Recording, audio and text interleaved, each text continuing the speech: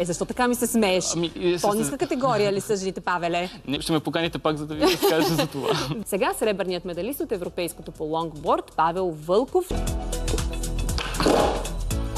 Не ме пускай.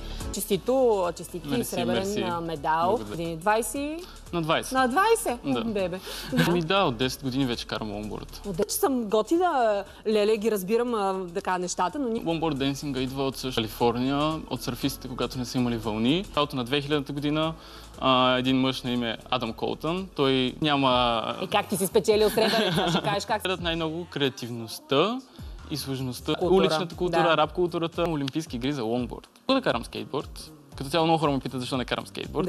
Финансирането при скейтбордистите е доста по-добро. Там състезание в България се надяваш, че ще се случва? 2026-та? Да кажем, че ще се случва нещо много голямо в България. Организираме ние с моята организация Longboard BG, но не мога нищо повече да кажа, тъй като само стъпваш и се наклони леко напред. Дай сега назад, може ли? Да, може. Време за реклами, не сменяйте канала.